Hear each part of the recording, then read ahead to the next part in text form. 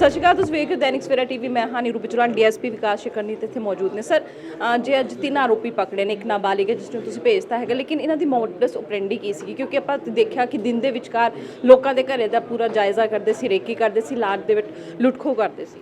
अभी यूजली ये 5-6 महीने से अभी क्या कर रहे थे, 5-6 महीने से एक बंदा जो बाहर आया था इनमें, तो ये घरों की रेकी करते थे। कौन से घर ऐसे हैं जिसमें कोई हलचल नहीं है, कोई ताले लगे हुए हैं, तो उन घरों को ये 2 या 3 दिन रेकी करते थे।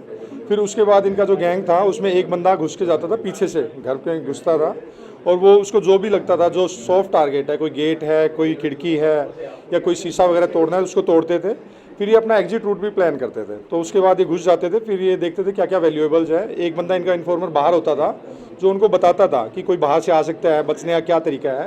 तो इसलिए 5-6 महीने से पकड़े भी नहीं गए थे, और इन्होंने मोर देन 2 डजन्स घरों को टारगेट किया है, जो कि बहुत से घर ऐसे हैं जिन्होंने रिपोर्ट नहीं किया है, जिनके जो रेजिडेंट हैं वो बाहर है, आउट ऑफ इंडिया है। जो यहाँ वाले हैं जिन्होंने रिपोर्ट किया है वो हमने FIR रजिस्टर किया है और उनको पकड़ा है। सर ताज़ा मामला केड़ा है?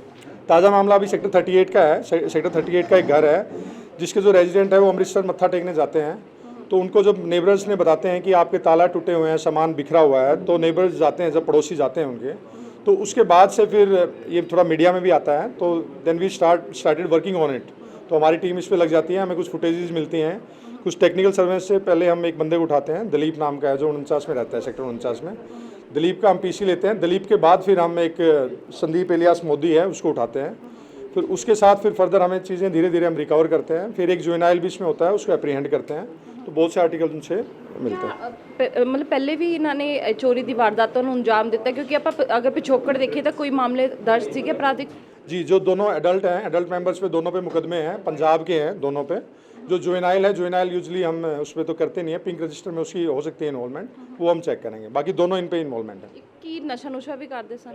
जी, ये चिट्टा का नशा करते हैं। ये चिट्टा जैसे बैठ के ग्रुप में बैठते हैं, झुग्गियों से और इधर उधर से जो चिट्टा लाते हैं, कोई जीरकपुर से, मोहाली से, इधर से भी लाते हैं।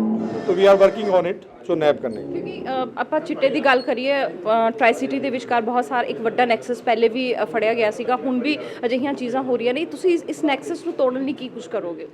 अभी इस नेक्सस के लिए मैडम ने, हमारी SSP मैम ने भी कुछ हमें डायरेक्शंस दी है। We are working on it. हम देख रहे हैं कि हॉटस्पॉट्स कौन कौन से हैं चंडीगढ़ में, क्या क्या हॉटस्पॉट्स हैं जो ड्रग सेलिंग का काम कर रहे हैं। तो we are working on it and we have maintain, we are working on a list, और जो हमारी टीम है हम उसको लगा रहे हैं। Will nab them. अभी recently we have registered arrested culprit.